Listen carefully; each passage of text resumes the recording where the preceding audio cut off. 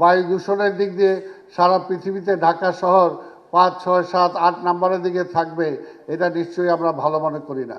আবর্জনার দিক দিয়ে ঢাকা শহর অন্তত সারা পৃথিবীতে 8, 9, 10 নম্বরে থাকবে, এটা আমাদের কারোর জন্যই মঙ্গলজনক বা সুখকর নয়। লোডশেডিং কিংবা ঘরের বাইরের তীব্র গরমে ওয়ালটন রিচার্জেবল ফ্যান থাকলে থাকবে শুধু বাতাস আর বাতাস।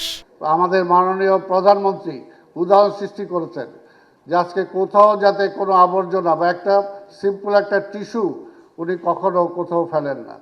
আমার একটা জনসভায় টিস্যুটা নিজে মুড়িয়ে আবার পকেটে রেখে দিয়েছেন। এটা কিন্তু অনেকের অনুপ্রেরণা দিয়েছে। আজকে এইখানে আমরা যারা উপস্থিত আছি, যেহেতু আপনাকে পাচ্ছি এই জন্যই বললাম, আমাদের কাছে নিশ্চয়ই এটা ভালো লাগে না যে আজকে বায়ুর দিক দিয়ে, বায়ু দূষণের দিক দিয়ে সারা পৃথিবীতে ঢাকা শহর 5, 6, 7, 8 নম্বরের দিকে থাকবে, এটা নিশ্চয়ই আমরা ভালো মনে করি না।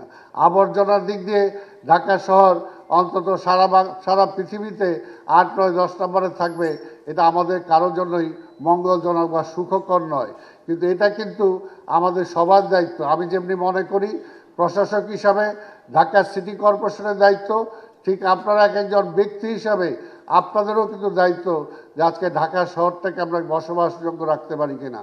আজকে স্বাস্থ্যের কথা বলা হয়েছে, এখানে চিকনগুনিয়া, এই ডেঙ্গু রোগ, এটাকে যদি প্রতিরোধ করতে হয় তাহলে একা সিটি কর্পোরেশনের পক্ষে কিন্তু সম্ভব না যদি জনগণ সচেতন না হয়। এটা কিন্তু এই জন্য আমি বলি 50-50 দায়িত্ব। জনগণের দায়িত্ব 50%, সিটি কর্পোরেশনের দায়িত্ব 50%।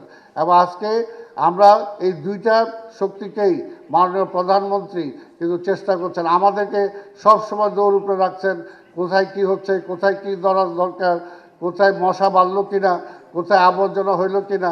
ঠিক তেমনিভাবে তিনি কিন্তু আবার জনসমক্ষে জনগণকেও বলছেন যে এটা আমাদের দায়িত্ব, আমরা যাতে জনসচেতনতা বাড়াই। তো সেই কারণে আজকে আমি বক্তব্য দীর্ঘায়িত করব না। আজকে আপনাদের মাঝে আসতে পেরে আমি শুধু এটাই বলতে চাই যে আজকে প্রত্যেকটা কিছুর ব্যাপারে যদি আমরা সচেতন হই এবং সামাজিকভাবে, রাষ্ট্রীয়ভাবে যদি আমরা সেই ব্যাপারে দায়িত্ব নেই, প্রতিরোধ করার চেষ্টা করি, তাহলে কিন্তু সেটা সম্ভব।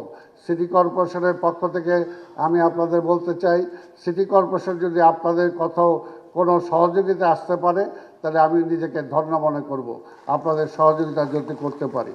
আজকে প্রিয় রক্তদাতাগণের উদ্দেশ্যে বলবো, থ্যালাসেমিয়া মুক্ত বাংলাদেশ গড়ে তুলতে প্রয়োজন ব্যাপক সামাজিক সচেতনতা। বিয়ের আগে থ্যালাসেমিয়া বাহক নির্ণয় পরীক্ষা নিশ্চিত করতে পারলে এবং রক্তদান আন্দোলন অব্যাহত রাখলে আমরা অচিরেই নতুন থ্যালাসেমিয়া রোগীর সংখ্যা শূন্যে নামে আনতে সক্ষম হব। 1989 সাল থেকে বাংলাদেশ থ্যালাসেমিয়া সমিতি থ্যালাসেমিয়া রোগীদের চিকিৎসা, সচেতনতা ও রক্তদান কর্মসূচিতে যে অগ্রণী ভূমিকা রাখছে তার জন্য আমি তাদের জানাই আন্তরিক ধন্যবাদ।